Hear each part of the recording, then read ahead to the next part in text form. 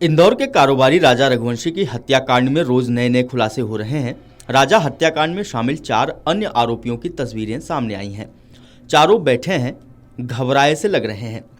राजा हत्याकांड को सुलझाने में मेघालय पुलिस की एसआईटी के लिए नवदंपत्ति का मेघालय यात्रा की कोई भी तस्वीर सोशल मीडिया पर पोस्ट न करना पहला सुराग साबित हुआ। दंपत्ति के इस व्यवहार को अजीब मानते हुए एसआईटी ने 42 वीडियो फुटेज की जांच की और उनके व्यवहार पैटर्न और आवाजाही का अध्ययन किया। ये फुटेज मामले में आखिरकार महत्वपूर्ण साबित हुए। राजा का शव मिलने के बाद जासूसों ने इन्हें अपराध स्थल से जोड़ा और हत्या के बाद उनकी गतिविधियों और गवाहों के बयानों की भी जांच की। मेघालय पुलिस ने मंगलवार को खुलासा किया था कि राजा की हत्या की गुत्थी सुलझाने में और संदिग्धों को पकड़ने के अभियान को अनौपचारिक रूप से ऑपरेशन हनीमून नाम दिया गया है।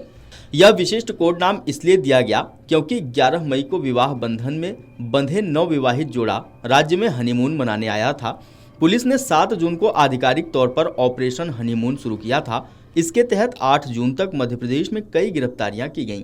पुलिस ने बताया कि हमारा शक तब और बढ़ गया जब राजा की मौत के बाद रात 2:15 पर उनके सोशल मीडिया अकाउंट्स पर कुछ पोस्ट दिखाई दिए। इनके बारे में बाद में जांचकर्ताओं को पता चला कि यह जानबूझकर गुमराह करने के लिए पोस्ट किया गया था। सूत्रों ने बताया कि निगरानी फुटेज से पता चला कि सोनम ने अपराध स्थल से करीब 10 किलोमीटर दूर सुपारी किलर से मुलाकात की थी। जांचकर्ताओं ने बुधवार को बताया कि सोनम ने राजा को कामाख्या मंदिर चलने के लिए मनाया था। उसने कहा था कि मंदिर में प्रसाद चढ़ाने के बाद ही उन दोनों की शादी पूर्ण होगी। उसने अपने प्रेमी राज के साथ मिलकर मेघालय के जंगलों में राजा को मारने की साजिश रची थी। इसलिए सोनम ने राजा को हनीमून के लिए गुवाहाटी और मेघालय चलने के लिए राजी किया था। एक अधिकारी ने बताया कि सोनम ने राजा को नौगरियाट के जंगल में चलने के लिए मजबूर किया। उसे विश्वास था कि सुपारी किलर राजा को इसी जंगल में कहीं ठिकाने लगा लेंगे। लेकिन 22 और 23 मई को नौगरियाट में बड़ी संख्या में पर्यटक ट्रैकिंग करने आए थे। इससे पहले वे अपने मंसूबों को अंजाम दे नहीं सके।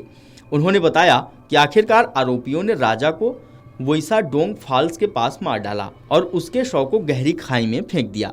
सोनम ने अब नई कहानी गढ़ी है। उसने दावा किया है कि मेघालय में उन पर हमला हुआ था तथा उसे बचाने की कोशिश में राजा की जान चली गई। उसने आरोप लगाया कि उसका अपहरण किया गया था, लेकिन पुलिस को शक है कि उसकी यह कहानी भी बड़ी साजिश का हिस्सा है। सोनम के बयानों की पुलिस बारीकी से जांच कर रही है। एक रिपोर्ट के अनुसार सोनम ने गाजीपुर में ढाबा मालिक साहिल यादव को बताया था कि वह राजा के साथ हनीमून के लिए मेघालय गई थी। वहां कुछ लोगों ने उसके गहने छीनने की कोशिश की और राजा ने उसे बचाने के प्रयास में अपनी जान गंवा दी। शिलांग पुलिस और इंदौर अपराध शाखा के बीच सतर्कता पूर्वक समन्वय से पुलिस अपराध की तह तक पहुंची। पुलिस सूत्रों ने बताया कि 20 अधिकारियों ने अलग अलग एंगल से काम किया और सबूतों को एक साथ जोड़ा। 3 से 4 दिनों के अंदर ही उन्हें सोनम की अपराध में सीधी संलिप्तता का पता चल गया। पुलिस ने बताया कि सोनम ने मावक डोक से शिलांग तक टैक्सी ली, फिर गुवाहाटी के लिए टूरिस्ट कैब किराए पर ली।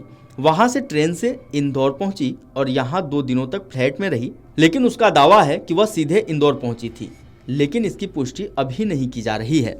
कुछ रिपोर्ट्सों में कहा गया है कि अगर सुपारी किलर राजा की हत्या में नाकाम रहते तो सोनम राजा को खुद ही चट्टान से धक्का देकर मार डालने के लिए तैयार थी।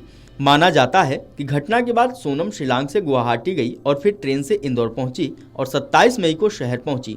अगले दिन 28 मई को वो गाजीपुर चली गई। मेघालय पुलिस के एक अधिकारी ने बताया कि सोनम ने राजा की हत्या के बाद सुपारी किलर को 20 लाख रुपए भुगतान किया। उसने शुरुआत में हत्यारों को 15,000 रुपए नगद दिए थे। यह रकम उसने वारदात अंजाम देने के दौरान राजा के पर्स से निकाले थे।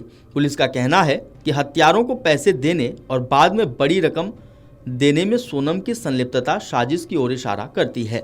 Video desk अमरउजाला.com।